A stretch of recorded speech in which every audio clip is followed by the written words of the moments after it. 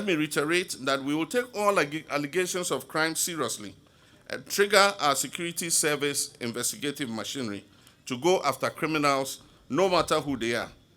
But let me state emphatically also that we do not have the resources and time to engage in any game of smoke and mirrors. The Ghana Armed Forces is engaged in several theaters to maintain peace and security in our nation. One major flashpoint continues to be the Bawku area. Only 2 days ago, an incident in a marketplace triggered an unfortunate loss of lives and criminal vandalism of property. I wish to emphasize that nobody gains from this situation of conflict and insecurity. We have triggered the Otumfou mediation process, which saw all stakeholders participate in discussions in Kumasi on a roadmap towards peace. I'm assured by the Asantehene that the process will resume next week when he returns from his brief visit abroad. Congratulations to our armed forces for the sacrifices you have made, even at the peril of your lives, to protect life and property in the Bawku conflict area.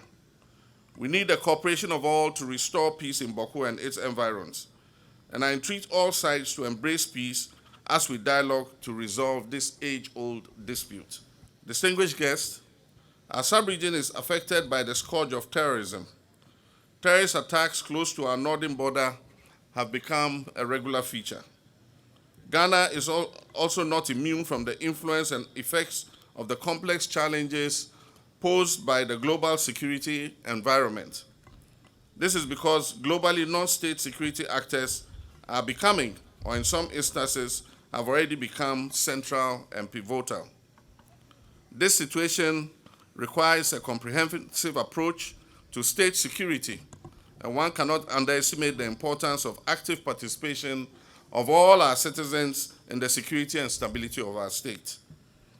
As citizens of Ghana, we must recognize that the nature of contemporary threats that confront us demand that we do not perceive our security services as the exclusive institutions responsible for our safety and security.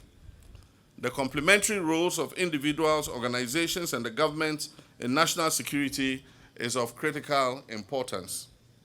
I urge our citizens in discharging this complementary duty of helping to safeguard our security not to behave like the shepherd boy in the famous fable who cried, "Wolf, wolf," when there was no wolf.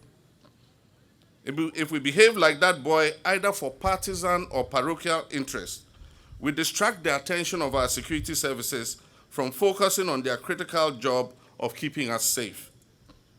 Let us support our security services and the Ghana Armed Forces with information that is useful and intelligence that is helpful, that will advance their work rather than retrogress it. Distinguished guests, plans for the expansion of the Ghana Armed Forces to ensure increased capacity to counter both internal and external threats were initiated while I was in office in my previous term. During this period, we supervised the acquisition of air, land, and sea assets to equip the armed forces to fulfill their mandate of keeping our nation safe. Distinguished guests, ladies and gentlemen, in resetting our nation to build the Ghana we want, my government will aggressively pursue the ideas of operational and combat readiness of the Ghana Armed Forces. We will resource the Ghana Armed Forces. This means better equipment, including more simulators, advanced training, and the ability to mobilize swiftly in times of need. You will be equipped to excel in your duties. We shall assess the retooling initiative and facilitate cost-effective outcomes to equip our army to the standards required for a 21st century defense force. Distinguished ladies and gentlemen, as we revel in the significant achievements of our young regular career course 63 graduates, who are ready to secure Ghana's peace and sovereignty, we must also reflect on Ghana's illustrious legacy in international peacekeeping. We pride ourselves in our nation's commitment to global peace and security. Indeed, this has not been a recent endeavor. It dates back to the 1960s when, under Osajifo Dr. Kwame Nkrumah of blessed memory, Ghana participated in the United Nations peacekeeping force deployed in the Republic of Congo.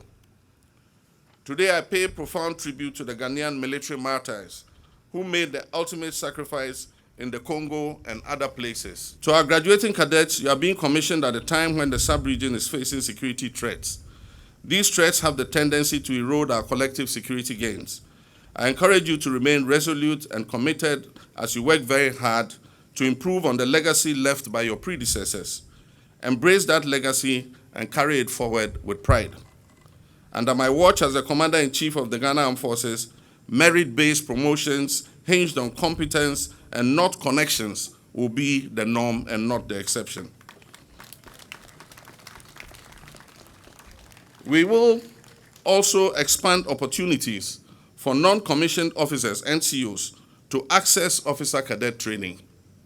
I believe every soldier should have a fair chance to rise optimally through the ranks, and especially when they merit it. As a hallmark of my administration, exhibited across all sectors, will ensure professionalism and transparency within the Ghana Armed Forces. We will address the most pressing concerns of our troops, starting with the need for quality housing. We will focus on constructing new housing units in the barracks while refurbishing dilapidated and abandoned military accommodation across the nation.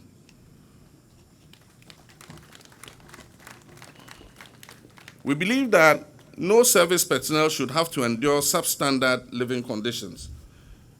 In addition to improved accommodation in our barracks, we will establish the Armed Forces Home Ownership Scheme to provide officers and soldiers with the opportunity to own their own private homes.